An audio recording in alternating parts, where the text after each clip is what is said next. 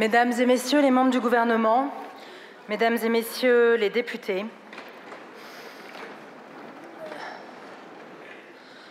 dans cet hémicycle où retentit sa voix, en une séance inoubliable de septembre 1981, c'est avec une profonde tristesse et une indicible émotion que je veux évoquer devant vous la mémoire du grand républicain qui vient de nous quitter. Robert Badinter, pourtant, semblait immortel. Depuis plus d'un demi-siècle, nous l'avons vu agir inlassablement.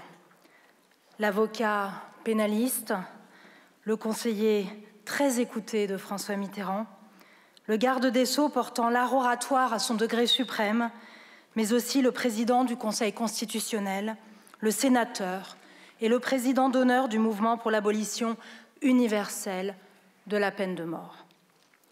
Sa force de conviction, son engagement, son sens aigu de la justice et du droit, vous les connaissez.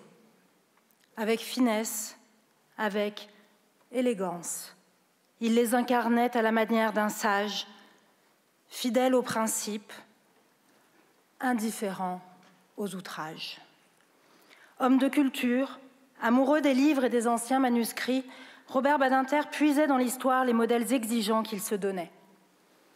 De Victor Hugo, il aimait à citer cette phrase : « Le droit qu'on ne peut retirer à personne, c'est le droit de devenir meilleur. » Aussi considérait-il avec Hugo la peine de mort comme le signe spécial et éternel de la barbarie. Lui qui ne voulait plus d'une justice qui tue, s'illustra aussi par d'autres avancées, comme la fin des juridictions d'exception, l'abrogation de la loi de 1942 qui discriminait l'homosexualité, le régime indemnitaire des victimes d'accidents de la route ou encore l'ouverture de recours individuels devant la Cour européenne des droits de l'homme. Dans tous ces combats, le souci d'une pleine justice orientait et déterminait l'action publique. Humaniste avec Hugo, il était socialiste à la façon de Jaurès qui disait « La République a vaincu parce qu'elle est dans la direction des hauteurs et que l'homme ne peut s'élever sans monter vers elle. Ceux qui depuis un siècle ont mis très haut leur idéal ont été justifiés par l'histoire. » Oui, Robert Badinter allait à l'idéal par les chemins de crête. Enfant de la République, dont la famille avait fui la Bessarabie et ses persécutions, il savait la puissance émancipatrice de l'universalisme républicain et à son tour l'a fait vivre. À nous de continuer son œuvre, à nous de suivre son magnifique exemple.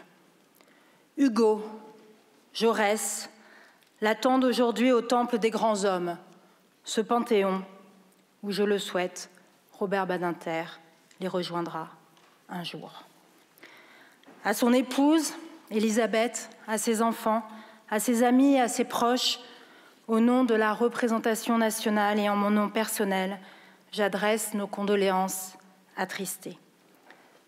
Mesdames et Messieurs les membres du gouvernement, Mesdames et Messieurs les députés, en mémoire de Robert Badinter et en son hommage, je vous demande de bien vouloir observer une minute de silence.